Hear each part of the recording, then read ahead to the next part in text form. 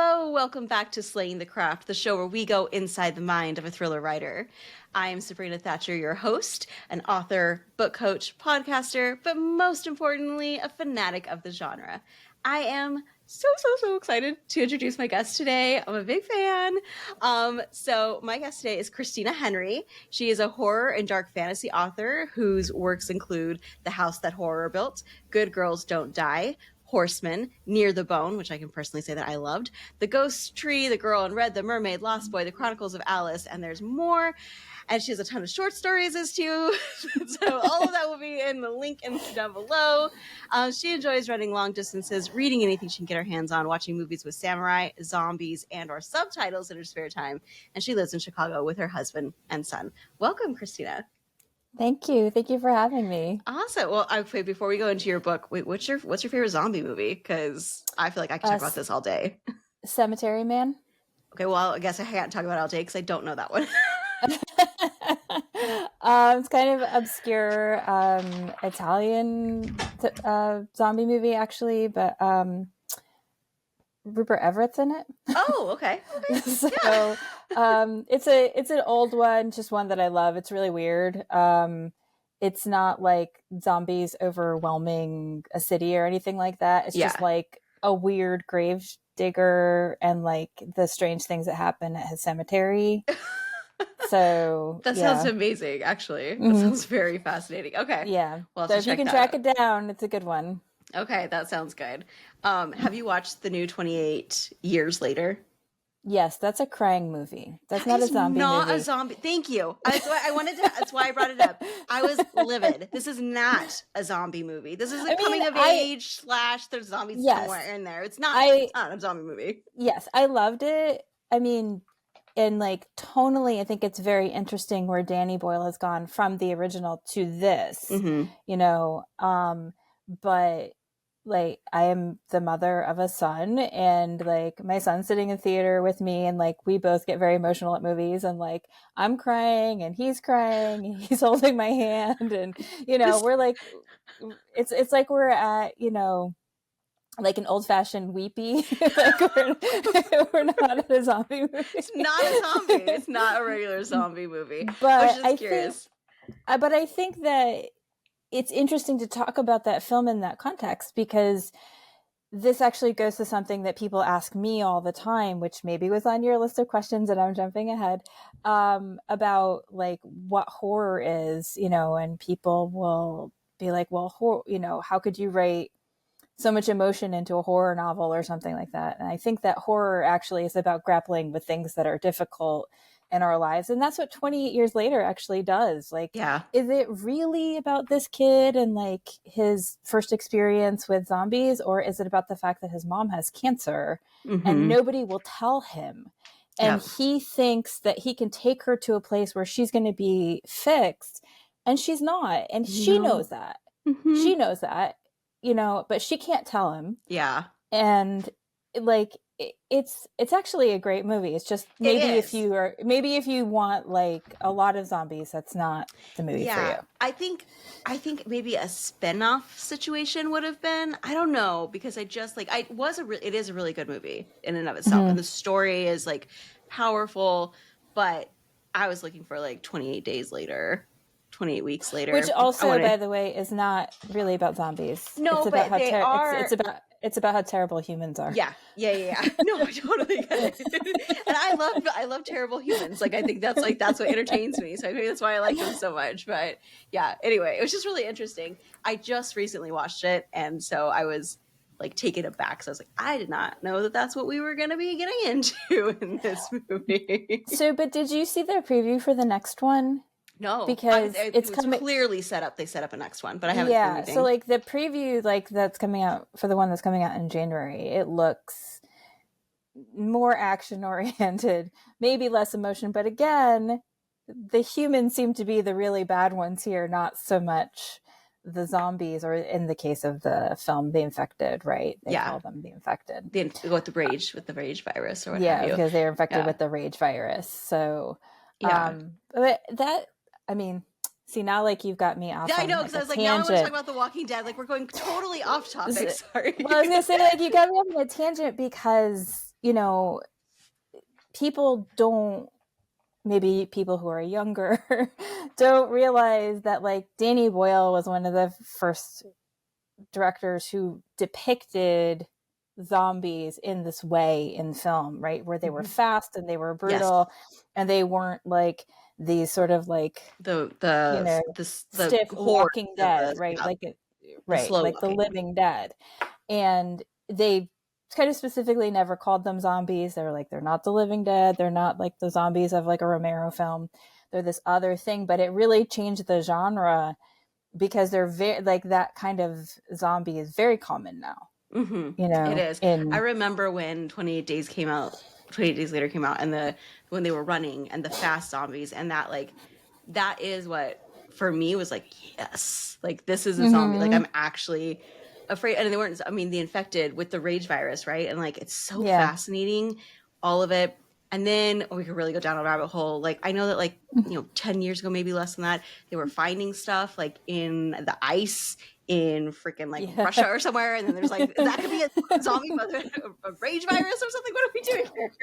Right, because of global warming, right? Yes. The tundra is melting, And so we're like they're finding things. like all this bacteria and stuff that are like have been buried in the ice. And it's like maybe it's not a good idea for this stuff to be released into the atmosphere. Yeah, weird thought that might be the case. But I mean, do you have a zombie apocalypse plan? Like that's really important.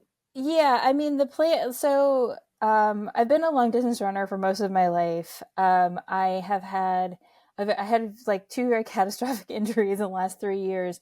So now I'm a very long distance walker. But the point is that I can go for a long ass time, like carrying some like stuff on my back. So like the plan is like whatever can fit in your backpack, and then you go. Yeah. Like do not attempt to drive. No. Okay. Because That's you're gonna like get stuck on the road. We've all seen it. Yes, this is like the number one failure that everybody does in the movies. They're like, let me pack everything I own into my car and like, try to get away on a highway where like the traffic is like at a complete and total standstill. And then you're in a crowd. So then the infection comes and you're in a crowd and you're in enclosed space. There's nothing you can do. Yes. It's just bad. It's just not intelligent. Yes. I mean, this even happens in Godzilla movies. If you watch like old Godzilla movies, people always have like, everything in their life on like a cart that they're pulling with like their mother's tea set on the top, and then like the babies on top of that. And then like, and they're like running ahead of the monster. It's like, first of all, why do you have all that stuff? Yeah. But second of all, like move to the side. Like then Godzilla will go by. Just and get away. He's on a mission. Doesn't need to come after you. He's moving in a straight line.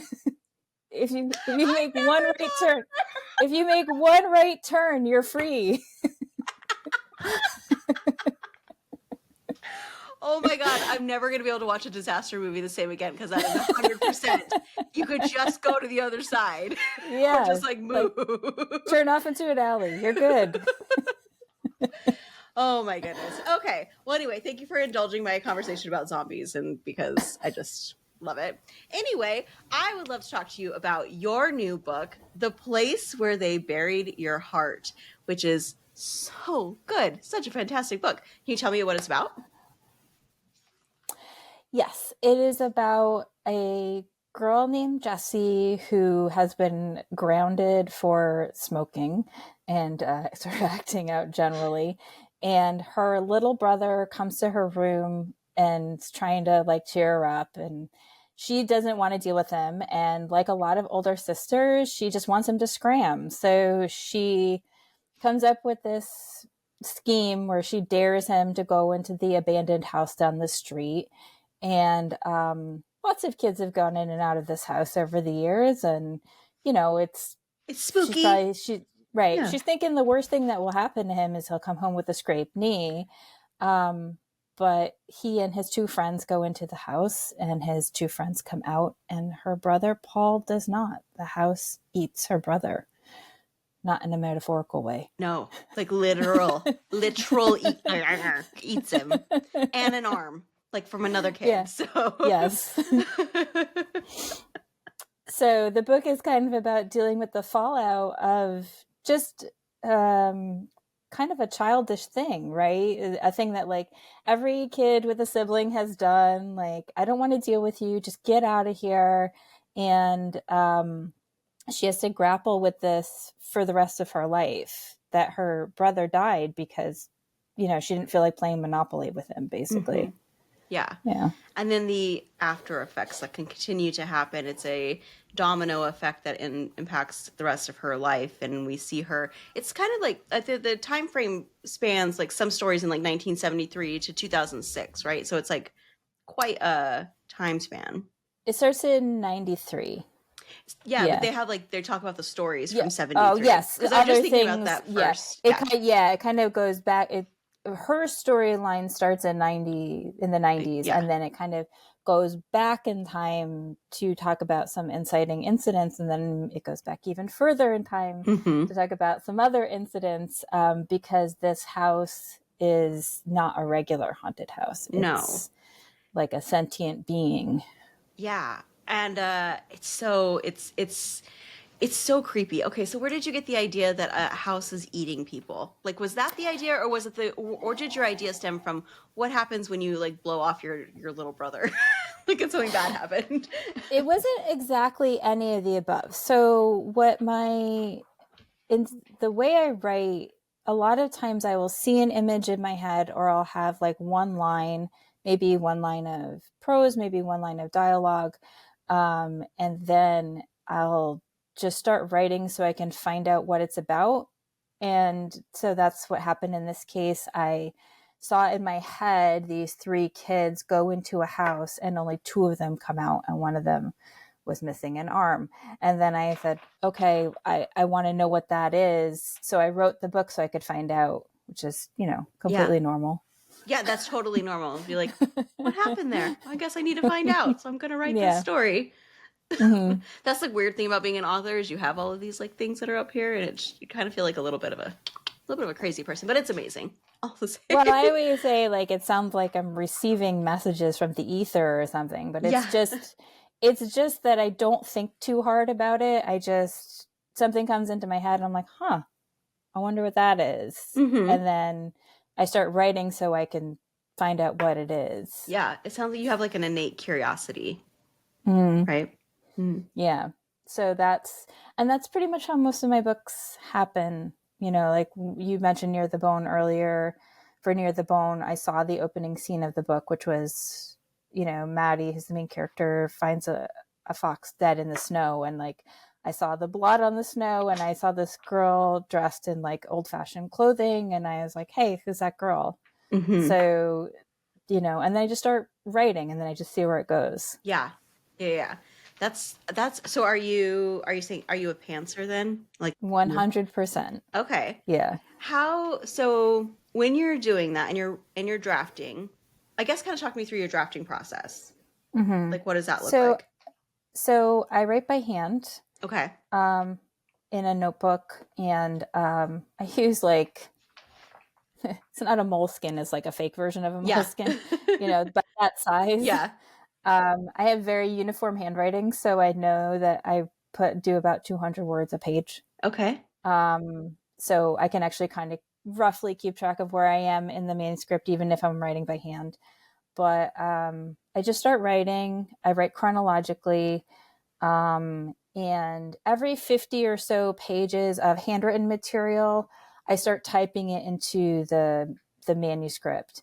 And usually what happens is I kind of add and edit as I go.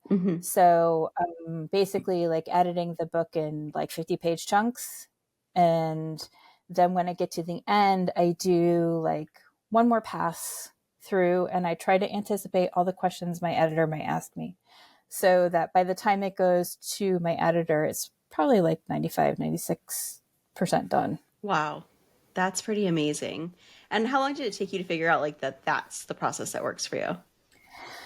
So it was more I always liked writing by hand, but I would say that was more accidental than anything. So I wrote my first book when my son was 2, and I would put him down for a nap and like just try to hurry and write as much as I could while he was napping. And then I ended up getting a contract for that book, and I had now had another book under contract. So I had a deadline, but I also had a child who was now 3. Yeah. So, and who didn't want to nap anymore. So I would take him to the park and put him in the sandbox where he could play very contentedly until he wanted a snack. And I would bring my notebook with me, and I would just sit on the bench and kind of monitor him and write at the same time. Yeah. And then, again, when my husband was home on the weekend or something, I would then do the typing up of the manuscript. But I think that when you write by hand, it's a little more meditative. It's a little less results oriented.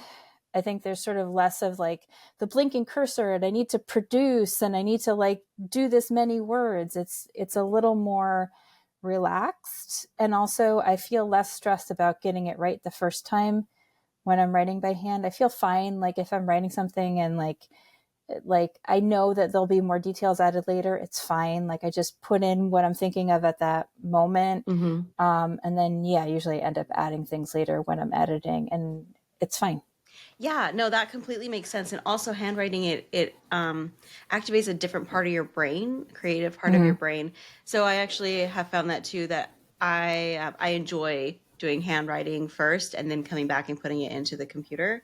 Because then again, you do those edits, but there's just something, it is meditative, and it is you can crossing something out versus deleting it also just has a different feeling, and all of it. It just is so, it makes you feel like a real writer.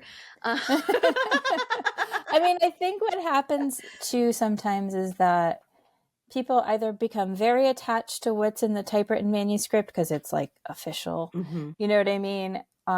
Or the opposite, which is they type a bunch of words and they don't care if these words have meaning because they're I can just delete it later if it sucks or whatever. And you can always delete something later if it sucks, but I like to try as much as possible to do things right. Maybe not the first time, but maybe 1.5 times. Yeah. You know what I mean? I don't want to keep going over and over the manuscript. Yeah. So when you're writing by hand, it slows you down a little bit, and you kind of drop into a different kind of thinking. Yeah, definitely agree with that. So tell me about Jessie. So kind of when you saw these 3 boys at first, but then you kind of found Jessie, and why her story? Why are we seeing what happened for her life? Well, I mean, there's this,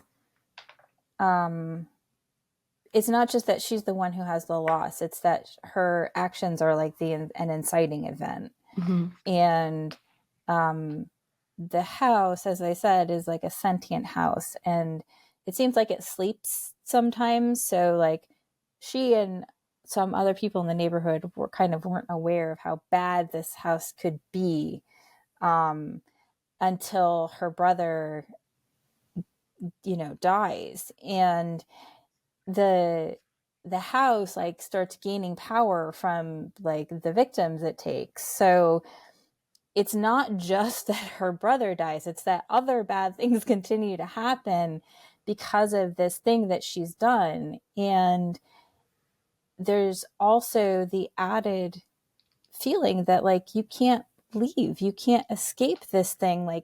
Every time she goes out of her house, that house is there. That house is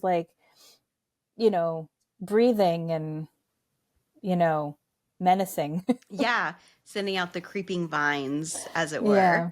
Right? Mm-hmm. Yeah, and I thought she's such an interesting character because I love seeing her evolution as a 13-year-old girl, where she starts, and then she's a mother at the end.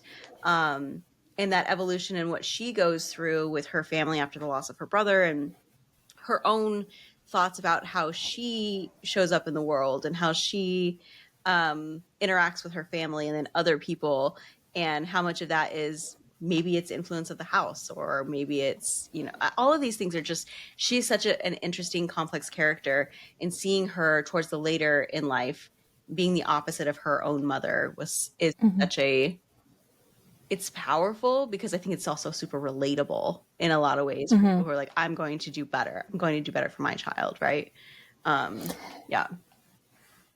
Yeah, and I think too, like, you want to see characters in their complexity. I Mm-hmm. think, it was very important to me that she not be a martyr, that she not be like this perfect angelic character, but that she was a whole person who, sometimes did things that maybe readers wouldn't necessarily like her for. But Mm-hmm. I think that, like, the way we grapple with like difficult things in our life, or the way we grapple with grief, like, there's not one way to do it. And it's important to show that. It's important to show that there's like more than one way to be. Yeah. No, I definitely agree with you. And that, like, especially dealing with the grief, because that's so interesting because all three of the people in her immediate, her and her parents all deal with it so differently and uniquely. Mm-hmm. Um, and so what for you, what was the most fun part of the story for you to write? Um, Because there's so many I mean, deaths in this book.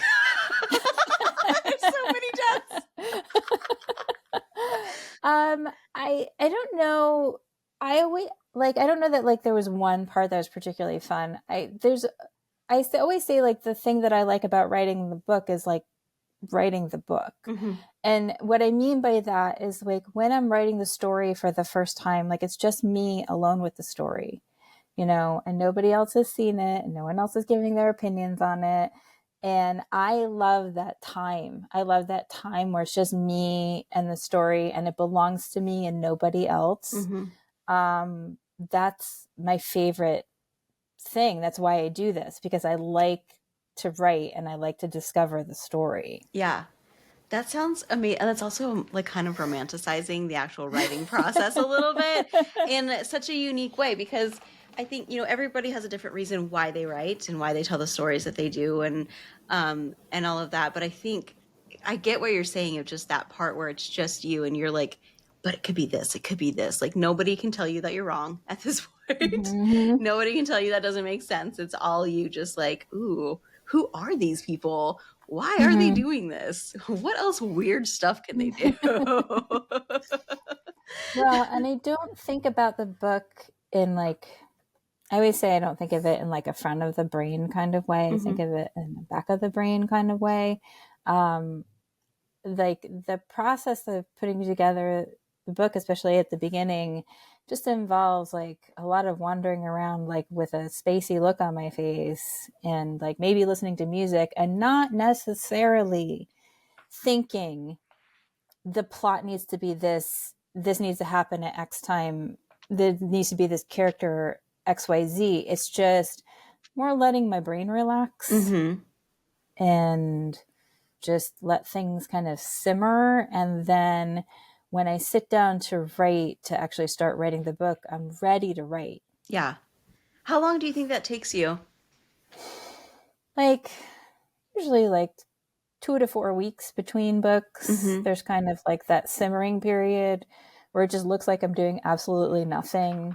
But I think this is kind of an undervalued part of writing. We always have screens in our faces. We always have stuff going on. And I think that, people who struggle to write, I think that probably like they just need to like put their phone down and like take a walk, or like Yeah. a bath, or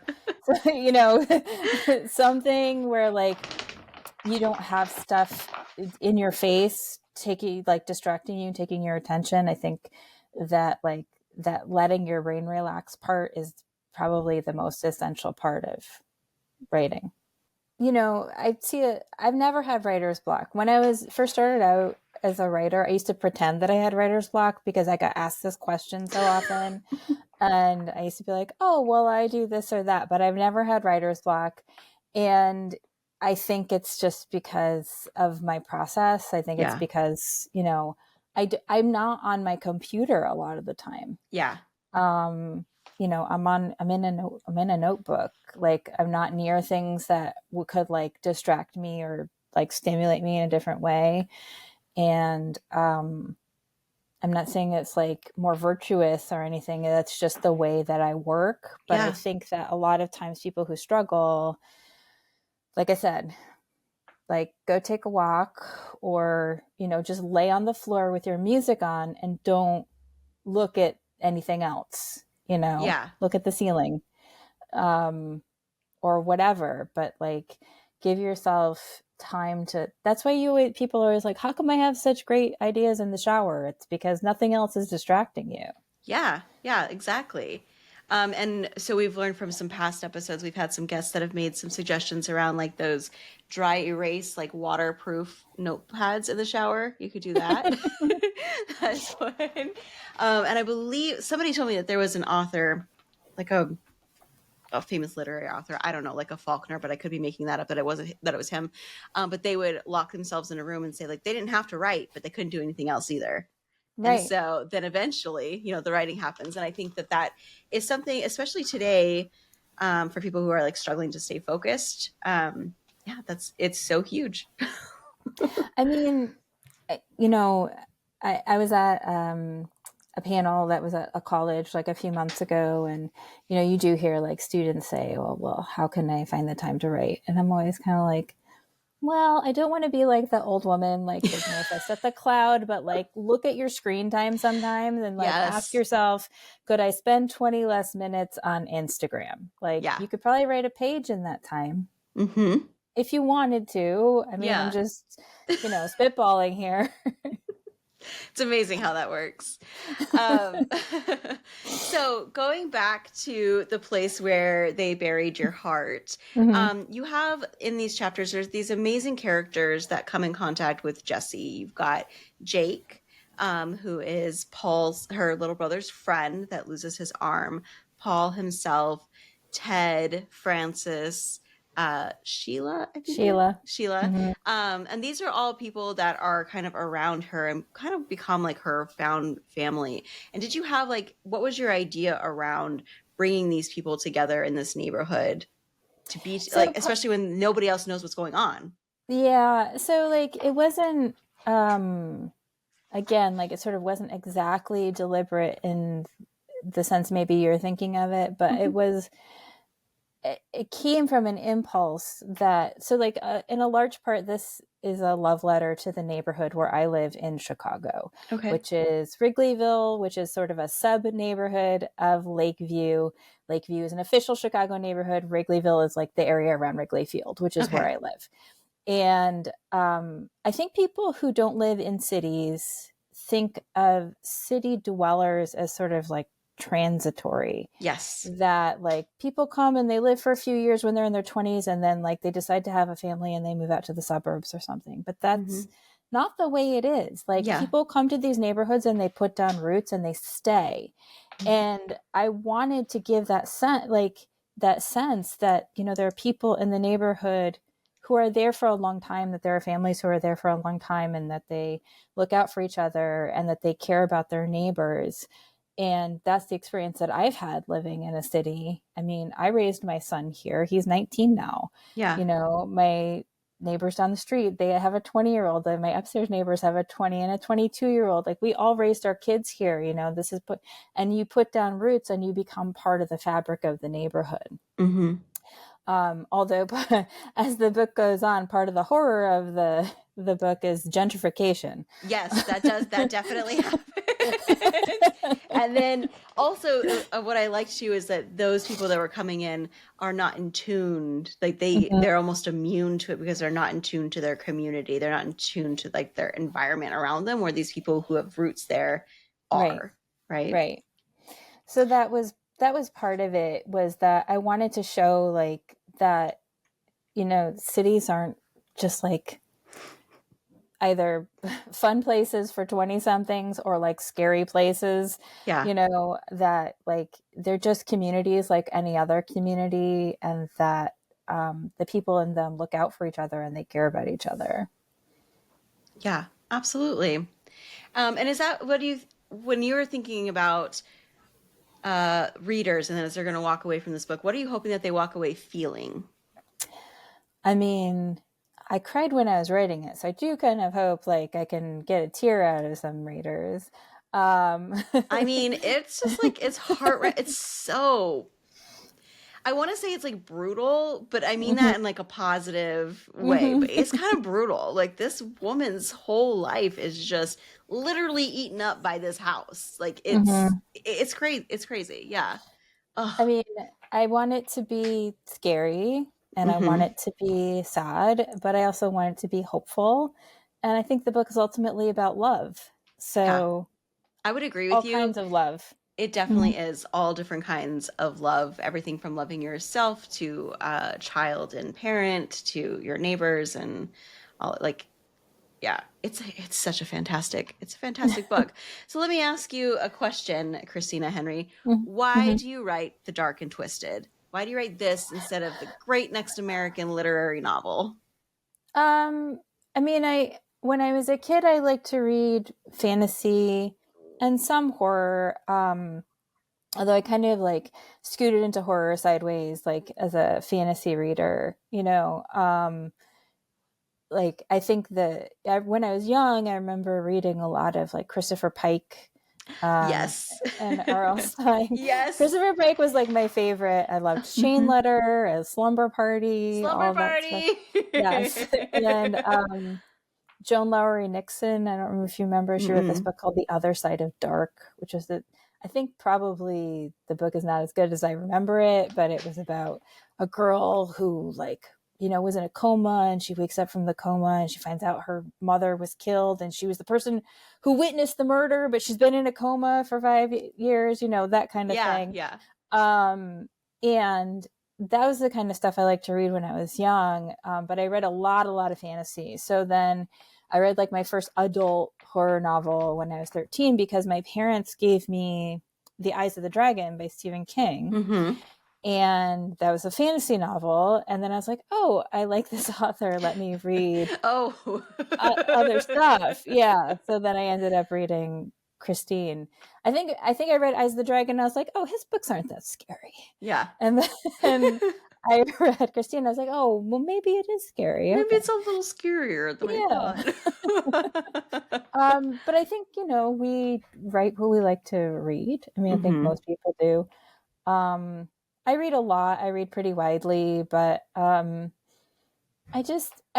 don't know how much of a deliberate choice it was. You Again, just like, kind of like it's just the natural pull for you is that this was the direction your stories. yeah, I mean, it was Yeah. just my first book was I told you that I hear something or I see something, Mm-hmm. and I heard the main character, Maddie, who's an angel of death, talking to her gargoyle. He's her companion. He's a pocket gargoyle. And I was like, who are these people talking? And I Yeah. started writing the book so I could find out again. So like that, it just happened. Yeah. Yeah. Yeah, Mm-hmm. that totally makes sense. Um Now if you could teach a new writer one thing, Mm-hmm. what would you think it would be and can you teach it to me right now? Write with your voice, your speaking voice. Okay. Can you So elaborate on that? yeah, so I think that a lot of times people think there has to be a way of writing that's like more formal, but I think that the way to learn how to write is to first write in the voice that you feel comfortable telling the story. So um, start telling me a story Mm-hmm. in your speaking voice, but write it down, Yeah. right? So, like, you know, just like if I said to you, I was going down to Wrigley and this guy stopped me when I was going that way. And he said, hey, like, I don't know how to get to seminary. Can you point me in that direction? And so just write it down just like that, the Yeah. way that you would tell somebody. Mm-hmm. Okay. But just think about your story as a story you would tell somebody else. Yeah. Okay. Okay. This is just a way for you to get comfortable doing the writing. Okay. Don't worry about how it looks. don't stress out about all the sensory things that they say you're supposed to put in your book, the sounds and the smells and you can fill it in later. Yeah. Just start telling the story. And don't be afraid to start in the middle of the action. That's the other thing. I think a lot of beginning writers are like, they woke up and they brushed their teeth. Yeah, And this is the start of the day. Right. But just start and trust that you're going to fill in enough information as you go that the reader will be able to follow. So like, just start and tell it in your own voice. I love that. And I think that makes so much sense, especially with the tell it in your own voice, because we do tell stories. I've had this thought before I started writing, and I was like, I don't even know what I would have to say. Like, I don't know how to write I don't know how to tell a story. But the truth is we tell stories all the time. I went to the store and then I met this person, blah, blah, blah, right? So we do have a voice. I really like that. And I think that's something that I could see being very powerful. Just like write it like you're telling your friend, right? And then you figure out your POV, your voice, or whatever your character things. Right. Yeah. Just start getting something down so that you have something to work with. Yeah. And also because writing in your own voice helps you become comfortable with the practice of writing. Yeah. I love that. Okay. Well, moving on, I've got a couple of more questions for you. These are questions that we ask our guests across the board. So it's considered rapid fire, but it's never been rapid fire. So feel free, take your time. What is on your desk? I don't have a desk. Okay. Yeah. Because I write by hand and then I type up on a laptop. So sometimes I'm at the table, sometimes I'm outside. Like actually my favorite thing is to walk, to like put my notebook and like a lunch and like some water and some other stuff in my backpack and like take a really long walk and like stop and sit on benches and write along the way. So, and sometimes I'm like, when I'm doing the typing, I'm sitting on the couch with a lap desk and like a heat pad behind me. So I don't have a desk. It's so different. Everyone is so different. There's some people who are like, I get very like, very specific about my desk, and then there are people who don't, and it's so fascinating. What ritual, you kind of answered this a little bit, but what ritual, if any, do you have before or after you write? Yeah, so the before is like the kind of wandering about, looking spacey. Yeah. After, usually I'm just, I keep waking up for like 3 days afterward thinking that I'm forgetting something, but actually it's just that I finished the book and I don't have to, do it anymore. Doing something. Yeah, I feel like I should be doing something. No, I'm done. I'm done with that book. Yeah. No, I Place Where They Buried Your Heart is my 19th book. My 20th book is coming out next year. So like, I'm not saying like it's not, everyone isn't special, because they are, but I would say that I'm pretty casual at this point. I'm pretty much like, okay, let's get a pizza. Yeah. What about like, so how long do you write during the day? Because I'm assuming, so your child's 19, so you're not doing the child caring piece anymore. So what are you kind of doing with your day? How long are you writing for? Yeah, it's funny because, for a lot of complicated reasons that had to do with like school not doing his IEP, I ended up homeschooling him. So he was with me like every single day until he went to college. So this has been a bit of a change, like in so the recent times. 2 years, I've been like, what do I do with myself now that I don't have to, worry about him? Yeah. Although he still calls me a lot, so that can derail my day. But I don't write as long as you think. Maybe an hour or two. Yeah. It kind of depends on how much I'm writing that day and what else I have to do. I usually I like to write in the morning, and then I do like admin type stuff in the afternoon, like all the other things that I have to do that are like publishing adjacent, but that are not writing. Oh yeah, all the Yeah. articles you have to write and the market and the blurbing and and this and Yeah. this and this, all of the fun things that no one tells you about that when you become an author is actually Yeah, 50% of the job. sometimes you just spend a lot of time like going through your inbox Yeah. and trying to answer all the small questions that have been asked you, especially as like he gets closer to the pub date. All of a sudden, there's more and more stuff coming out. So Yeah. So one thing you kind of hit on this earlier, but if you're writing multi POV or multiple timeline, do you Mhm. write straight through like a reader reads it, or do you write each section and weave them together? So I always write chronologically, except one time. Okay. So even for this book, like I wrote the book the way the reader reads it. I Okay. wrote straight through, even though it like goes back in It goes, yeah, time it changes a little bit. twice. Yeah. Um, but when I wrote Good Girls Don't Die, Good Girls Don't Die has like 4 sections, and I wrote the first section and then the third section, and then went back and filled in the middle.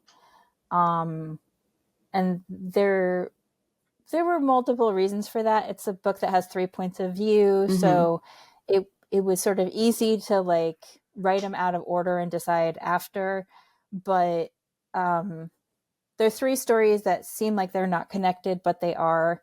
And so what I had to do was go back in the middle and sort of make sure that there was this connective tissue, that the revelations made sense going into the third section. Yeah. So that was the only time I didn't write the book in order.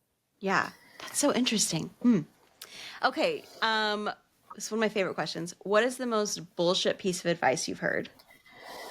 I mean, I feel like social media is just loaded with Yeah, bad so much. advice all Yes. day long.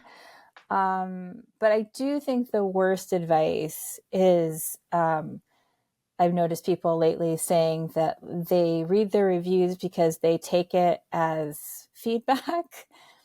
A review is not feedback. I want to assure No. you No, that a no, no, review is no. not feedback for the writer. Very early on in my career, Nancy Holzner, who is a urban fantasy writer, said to me that readers don't review your book. They review their experience of your book, and then that's not the same thing. Yeah. And if you're wondering what I mean by that, it's every reader brings their taste, their mood, the last book they read, the kind of day they had, whether or not they're hungry. Like all this stuff comes into the book when you sit down to read it. And if you think that you're just an objective reader, stop and think if you've ever reread a book at 2 different ages. And how Because different the experience is. I guarantee you that you had a different experience when you read a book, say at 16, than if you read it at 30.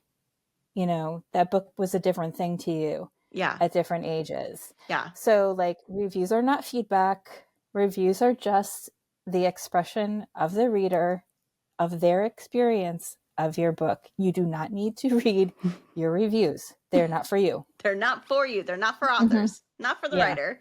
I know I love that. And I think that really makes a lot of sense. And that just makes me, I'm like, I want to hug those authors. Don't go do that. Please don't I do know. that. It's Just so bad please for you. don't. It's not good for you. I mean, look, good reviews aren't really good for you either. You don't need that. Like, Yeah. you just need to be. It's out like, there. It's done. Yeah. You've done your work. It is, you've given away the work at this point in time, and it doesn't matter.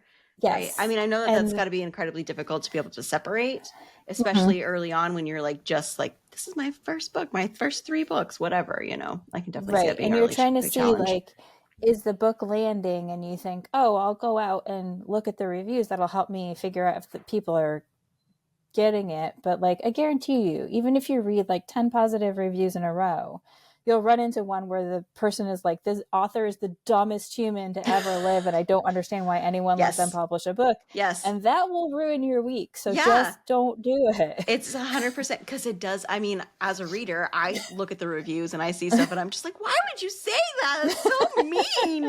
This is a person. What are you doing? Also, you have no idea what it feels like to write a book, so shut it. You have no idea how hard that was. What is the worst piece or the best piece of advice you've heard? I mean, I think maybe the best thing that I've heard is to like read as widely as you can. And, you know, I don't think anything teaches you how to be a better writer than to read a lot. Like, at a bare minimum, you should be reading in the genre you'd like to publish in. And I don't just mean like classic stuff in your genre. I mean, like, you need to see what's on the market, because this is like a little more businessy side of things, but like you need to be aware kind of like what's out there, what publishers are buying. Like there are like boom and bust periods in publishing. We're going through one right now. Maybe you've heard of this little genre called romantasy. Yes. You know, there, you need to be aware of what's out there. You should be aware of what's on the market. And you should be reading in your genre, and you should be reading outside of your genre, because every single genre helps you learn something about writing. Absolutely. Yeah. And especially if there's like, well, I like that advice. And something that from my personal experience is that I read a lot in the genre, right? Like I'm all over it, but I am as a reader, I'm a plot reader so much more than like a theme or like a, character arc kind of thing. I mean, those are things that I look for now and I care about now that I've learned about them as a writer. But as a reader, like never really thought about that. I think reading outside of your genre is so important because there are things that like I'm not really great with emotions. Like that is not a strong suit for me. So reading books that are heavy in emotion are really great to be able to learn of like how can I bring at least a little bit of that into my story to help my characters have more weight and whatever. You should be reading romance. Yeah, right. The romance, no, really, they're like, yearning and all of the like feelings and. But also, like, a lot of contemporary romance is about so much more than just like the longing for another person. A lot of contemporary romance are about people who are like neurodivergent or dealing with like family issues or other things. I mean, there's a lot going on in a lot of these books. Yes, there is a trope. There's a happily ever after because that's what romance is. But like, if you want to learn about like how to write emotion, like every writer should be reading romance. Yeah, I agree. I think that's a fantastic piece of advice. Plus, that's just fun. But truly, like you're saying that, and I'm thinking about one of my favorite romance novels is Beach Read by Emily Henry, and the main character is a writer, whatever she's writing outside of her genre with the whole thing. But a core of it is she's dealing with this affair that her father had that she never knew about, and her whole ideal around like what a relationship should look like is shattered, and she's coming back to deal with that. And so I think it's, yeah, you're so right. It's like that's such a good piece of advice. So yeah, y'all be seeing me read some romance novels now, which will be really weird, but I think it's great. What is the darkest idea you've had that has scared you about yourself? Darkest idea, like an idea for a story, or yeah. Like, so I mean, let's say you have something that's like extreme child murder. I'm just throwing that out there, right? Like you've had something you're like, whoa, where did that come from? Like that kind of thing. I don't know that I've yet confronted. I mean, I think my next book is going to be a little tough for some people. Okay. It comes out next year. It's called Pin Feathers. It's about a woman who thinks her daughter is turning into a bird. There's a there's a lot of body horror in this book. Okay.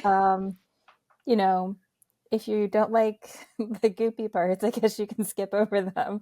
But I know that my editor was not thrilled when I proposed the idea. Like, what? But she's give her full credit. Like, she's going with it. Yeah. But I think that I haven't found a line for myself yet. Okay. Yeah. Yeah. No, I think that's really fun because you're getting to explore like kind of those when you don't scare yourself, I guess. I don't know how to explain what I'm trying to say yet, but there has been times where I'm like, ooh, that's super dark. I don't think I could tell anybody that. Even though it doesn't scare me. I'm worried it'll be too scary for other people. I think I've written some tough books. Yeah. So, like, I think Near the Bone, like, Near the Bone, matter-wise is pretty tough. I think Alice has some pretty tough themes in it. You know, and I think that I've not found a place yet where I've been afraid to go. Yeah. Maybe someday I will. Yeah. But not yet. Yeah. On a side note around body horror, have you seen The Substance? Yeah. Okay, I just watched that last night. Mm-hmm. Wow, that's a crazy coincidence. It's like you just watched it. Yeah. So like the whole body horror thing and I thought that I liked body horror because I liked Tusk, the movie. Do you like Cronenberg movies? I don't know that I know I don't know. I don't The know what that Fly? is. No, I haven't seen it. Oh, okay. So, like, I think it's so funny because there's actually, I mostly watch the Criterion Channel because I'm a nerd, and they have a topic this month is body horror, like body horror films. And my husband was like, "Oh, you're gonna be happy because like all the movies that you like to watch are in here." But yeah, like I think, I mean, Substance is good. It is good. But I do want to say, like, if you want to like see real body horror, go back and watch some David Cronenberg films. Okay. Then we'll come back and have another conversation. Okay. Good to know. Is that kind of like where you got some of your inspiration for the book that you wrote? I think when I was writing Pin Feathers, I was mostly thinking about this idea that people have of like when you become a parent, you have an idealized version of your child in your mind. Mm-hmm. You have an idealized version of what your life is going to look like. And like, yeah, maybe in real life, like your kid doesn't start to get feathers. Turn into a burr. You think? But maybe like your child is diagnosed with a chronic condition, or your child has cancer, or your child, you know, something else happened. Your life is not going to be the ideal. It's not going to be like sunshine and roses. And part of what I was writing in that book is like this idea that you're grappling with, you know, your idealized sense of what your life is going to be like. You know, we're going to have ice cream on beaches and we're going to go to Disney World. Mm-hmm. And then like real life comes in. Yeah. Real life. And it messes everything up. Best laid plans are it's when, what is it? Like you make plans and the devil laughs. Yeah. So we talked a little bit about this, but what is your old school favorite mystery thriller horror? Oh, old school movie or book? Well, we can do both, but book. But both. Okay, so movie, it's The Wolfman. I love the original Wolfman. That's like absolutely one of my all-time favorites. Book, so I love Daphne du Maurier. I love everything that she's written. I think she's an incredible short story writer. I know that people always think about Rebecca, which is obviously perfection, but she's written some amazing short stories, especially Don't Look Now. And if you've never read The Birds and you've only seen the movie, The Birds is incredible. Like just the amount of tension that she can build in this story. It's quite different from the film too. So if you've never read it, you should read it. So I would say anything by Daphne du Maurier. who wrote, people say romantic suspense, right, is what they called it. But some people now define her work as Gothic. She also wrote Jamaica Inn and My Cousin Rachel. And I also love, it's a little dated, it's a little gendered, but if you want a really good, very tense audio, Madam Will You Talk by Mary Stewart. Okay. Amelia Fox does the audio. She's an excellent audiobook narrator. It's got probably the most suspenseful car chase scene you've ever read in a book. It does, which I feel like would be hard to pull off, but that sounds, amazing. No. Especially if you listen to the audio. Okay. Because, the narrator is setting the pace for you. So it's really, really good. And Mary Stewart, sort of like a classic. Oh, yeah. Romantic suspense. She also wrote like 3 brilliant books about Merlin, if you've never read them. Just as a side note. But it is a little gendered. Okay. Like in terms of, and like dated gender roles. Which, it's going to happen with books. That I always find it so interesting because books are the thing that are evergreen, but it's also where we learn from, is you can actually see the evolution in society through books that are written like in their time. So it's just it's very fascinating. It's, the main character is, in Madam Will You Talk, she drives, which is like quite an extraordinary thing. Like she can drive her own self around in a car. And that's considered notable by a lot of people, that she can drive. But it is part of the story. Although, just to like tie it to real life, like my grandmother was the only one of her siblings, her female siblings and her sisters-in-law who could drive. Wow. Yeah. Because my grandfather insisted that she learn, because he said, what if I'm not always here? And like, sadly, like he did die quite a lot earlier than she did. And she was the only one of her cohort who was like independent and mobile because she could drive. Yeah. Yeah.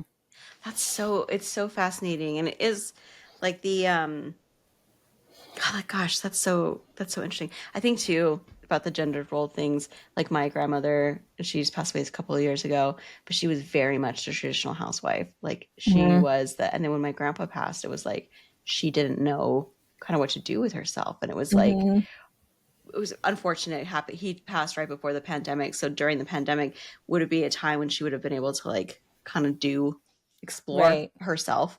Anyway, but okay, well, I love those suggestions. I really like the audio suggestions, so I'm definitely going to check that out because that's always a good time. But yeah, so thank you so much for joining me today. Where can people find you? My website is ChristinaHenry.net. I have all the up-to-date information there. I am going on a book tour for this book. Okay. So I'm going to be in a lot of places. So please come and see me. I'm going to be in New Orleans, in Chicago, obviously, Kenosha, Wisconsin, Brookline, Mass. I'm going to be at Horror on the Hudson, which is a whole weekend thing. I'll be at the Louisiana Book Festival on November 1st. And I'll also be, where else am I going? I'm going so many places. Doylestown, PA. You have a busy time ahead. And this book comes out November 4th, right? On Tuesday, November 4th. And you're going to be available on tour to get those books signed. Yes. So please come out and see me in various places. Go to my website to find out where I will be. Fantastic. If you would like to reach out to me, you can find me on Instagram at Sabrina Thatcher Author. If you want more information about my book coaching services, you can find that at crimeandquill.com. I don't know why I didn't know the name of my business just now, but that's what it is. So you can visit crimeandquill.com. Until next time, friends, stay sharp and write twisted.